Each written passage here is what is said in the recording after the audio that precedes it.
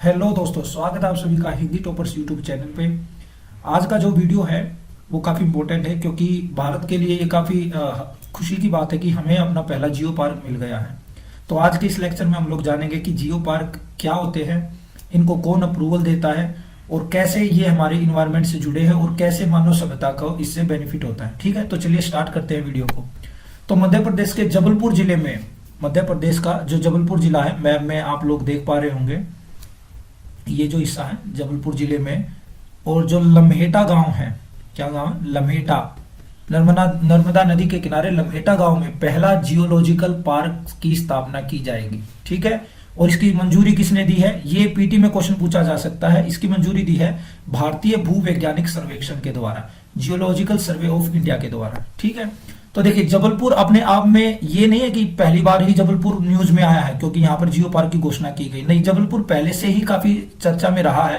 क्यों? क्योंकि यहाँ पर सबसे पहले आपको जो डायनासोर के जो अवशेष थे, विलियम स्लीमन ने 1928 में यहाँ पर डायनासोर के जो जीवाश्म को यहाँ से इकट्ठा किया था। तो तभी से जबलपुर काफी फेमस है। और जबलपुर में आपने बेड़ा घाट करके भी एक जगह सुनी होगी, है ना, तो वहाँ वो काफी पर्यटन स्थल है, काफी फेमस है। तो पहले से ही जबलपुर कहीं ना कहीं हमारे टूरिज्म के मैप पे था, तो अब ये काफी और भी चर्चा में आएगा।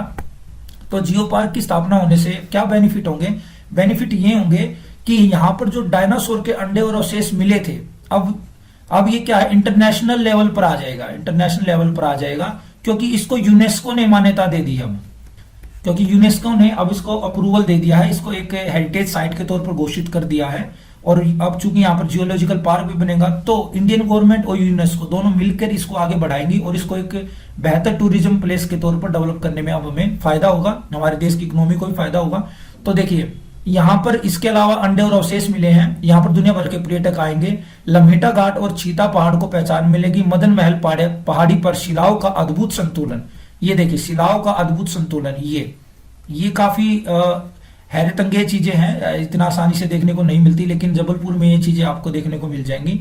तो ये जो तमाम सारी चीजें हैं, ये जबलपुर को एक इंटरनेशनल लेवल पर ले जाएगी टूरिज्म के सेक्टर में। ठीक है, तो यहां पर क्या होगा, अब एक अर्थ पार्क भी बनाया जाएगा, अर्थ पार्क, जहां पर शोध वगैरह भी की जा सकेगी। अब बात करते हैं कि ग्लोबल जियो पार्क होते क्या है। देखिए ग्लोबल जियो पार्क एक ऐसे क्षेत्र होते हैं जहां पर कहीं ना कहीं मानव सभ्यता प्लस इन्वायरमेंट एक दूसरे के साथ कनेक्ट होते हैं।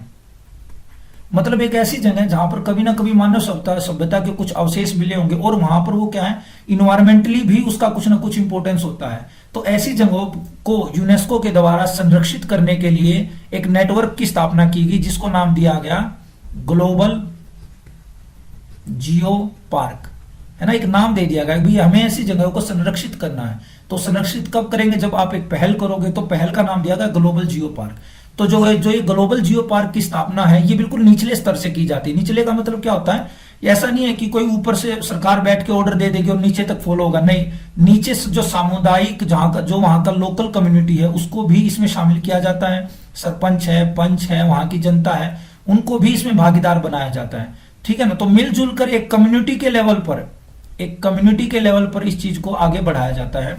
इसके बाद 44 देशों में लगभग 161 यूनेस्को ग्लोबल जियो पार्क है, लेकिन भारत के पास अभी तक एक भी शामिल नहीं था। लेकिन अब भारत के पास भी जबलपुर का जो हमारा है वो भी अब शामिल हो गया, तो भारत भी इस लिस्ट में अब शामिल हो गया है।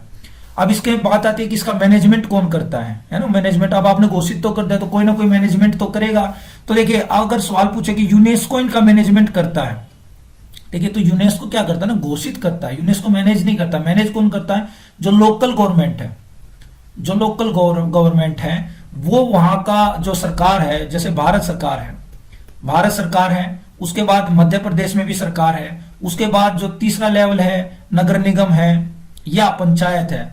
तो ये जो निचले लेवल की जो चीजें है ना, पंचायत, और ये इसको संरक्षित करती हैं। ठीक है, तो जो वहां का जो लोकल मैनेजर है, लोकल मैनेजमेंट करती है, लोकल जो चीजें होती है उन सबको देखभाल करने की जिम्मेदारी किसकी होती है, स्टेट गवर्नमेंट की होती है। और उससे फंड मिलता है, सेंट्रल गवर्नमेंट भी देती है और यूनेस्को भी देती है।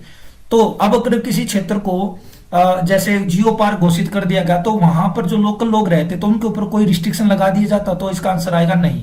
क्यों ये सवाल क्यों आएगा इंपॉर्टेंट, क्यों? क्योंकि नेशनल पार्क में इसके उल्टा होता है। जो हमारे नेशनल पार्क, यदि सरकार किसी क्षेत्र को नेशनल पार्क घोषित कर देती है तो वहां पर जो इकोनॉमिकली एक्टिविटी होती है ना, उनके ऊपर प्रतिबंध लग जाता है। वहां पर आप जैसे लकड़ी इकट्ठा नहीं कर सकते, आग नहीं जला सकते, तो इस तरह की जो इकोनॉमिकली एक्टिविटी होती है उनके ऊपर प्रतिबंध लग जाता है। बट जियो पार्क में ऐसा कुछ भी नहीं है, यहां पर आप सारी एक्टिविटी कर सकते हो, ठीक है। अब हमें पता होना चाहिए कि जो ग्लोबल जियो पार्क है, जो नेटवर्क है, इसकी सदस्यता यूनेस्को के लिए अनिवार्य है। मतलब ये अगर कोई भी मेंबर इसमें पार्टिसिपेट करता है तो वो क्या करता है, फिर लीगली बाइंडिंग हो जाती हैं चीजें। मतलब फिर उसको जो है यूनेस्को के रूल फॉलो करने पड़ते हैं। मतलब ऐसा मनमर्जी का काम नहीं है, ठीक है ना, एज ए चॉइस का काम नहीं है। अगर यूनेस्को ये बोल देगा कि इतना इतना फंड हर देश को देना पड़ेगा तो फिर वो कंपलसरी आपको देना पड़ेगा, उससे आप पीछे नहीं भाग सकते हैं, ठीक है। तो ये जो आपका ग्लोबल जियो पार्क का नेटवर्क है, इसकी स्थापना कब हुई थी? यूपीएससी इसको एज ए फैक्ट के तौर पर लिख देगा 2010 में हुई थी, नहीं, इसकी स्थापना हुई थी 2004 में, ठीक है। अब बात करते है कि क्या एक बार किसी ग्लोबल जियो पार्क को अगर हम टैग दे देंगे तो क्या वो तमाम उम्र पूरी जिंदगी लाइफ टाइम तक चलता रहेगा? तो इसका आंसर रहेगा नहीं, यह केवल 4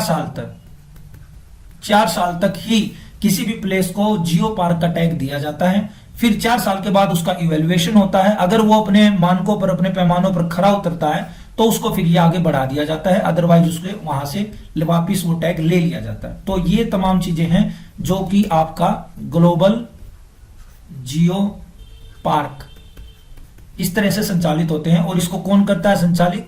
यूनेस्को इनको घोषित करता है, और जो सेंट्रल गवर्नमेंट है और जो स्टेट गवर्नमेंट है वो मिलकर इनको संचालित करती है, ठीक है। तो आई होप इस वीडियो के बाद आपके जितने भी डाउट थे जियो पार्क से रिलेटेड वो सारे खत्म हो गए होंगे।